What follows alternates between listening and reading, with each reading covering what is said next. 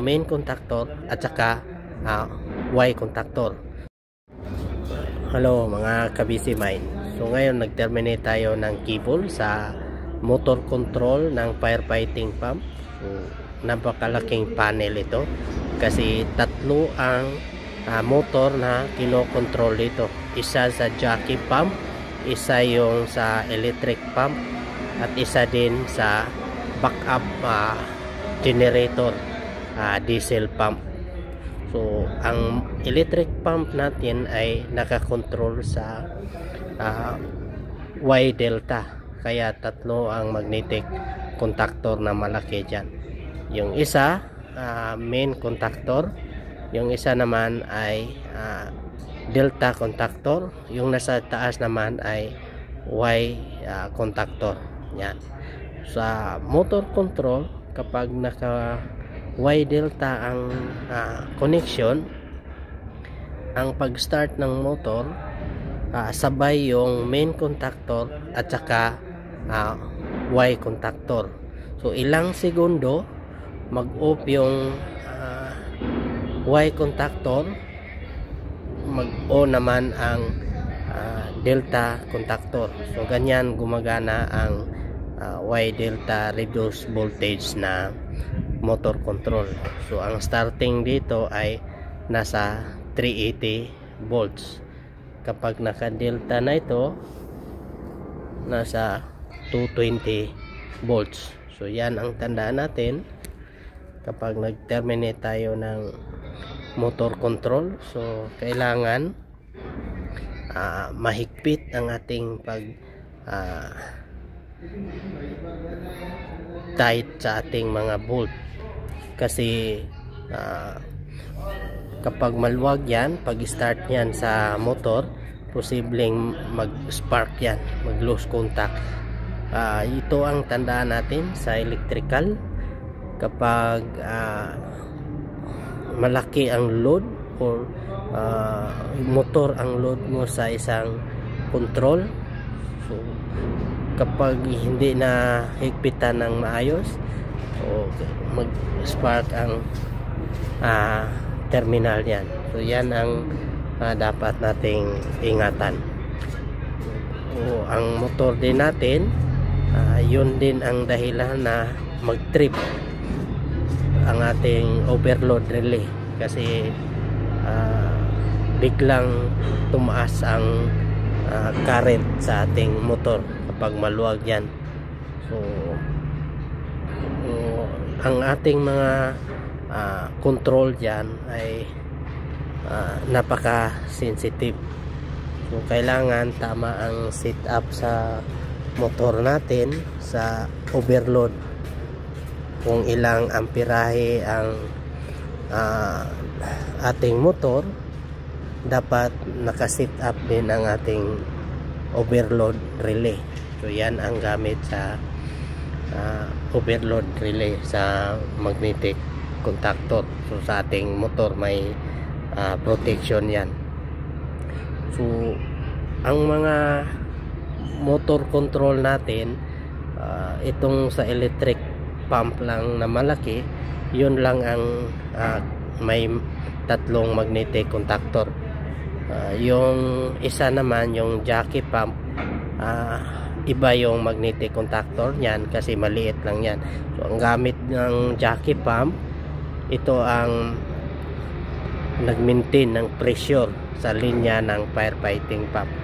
So natapos na natin ang pag-terminate sa jockey pump, maliit na contactor. Ang ginawa natin ngayon yung malaking motor, kasi 6 na cable ito, 6 lead ang lumabas diyan sa ating motor. So kung makikita natin, yung tatlong cable ay terminate natin sa main contactor.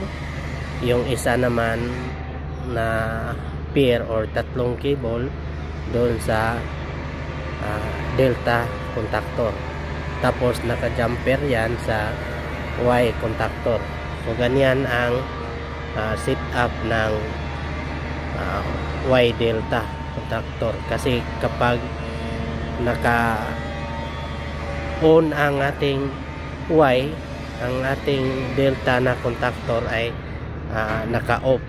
Kapag naka-on naman ang ating delta contactor, yung Y naman ay naka-off kasi may latching at saka timer relay. Yun ang setup.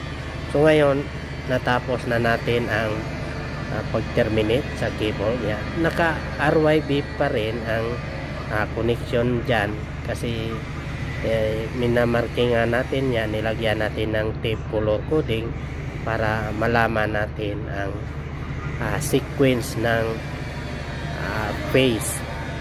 So, kita natin yan, naka-jumper yan ang main contactor at saka delta.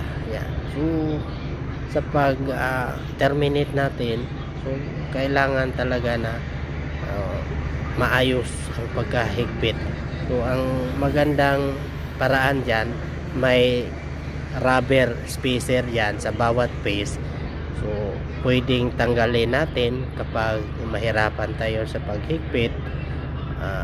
Pwede din na hindi natanggalin kung okay lang sa paghigpit natin, basta sigurado lang na maayos ang pagkahigpit natin sa bawat bolt yan. Yan ang mga dapat nating tandaan sa mga termination, lalo na sa mga heavy load na motor control. So napaka critical na trabaho na ito kasi hirapan tayo sa pag terminate kapag wala tayong idea diyan.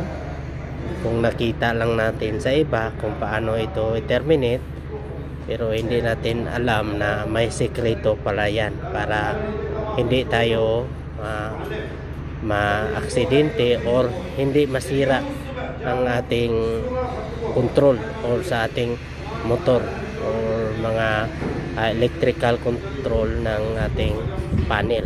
So yan ang mga dapat tandaan natin. So, yan.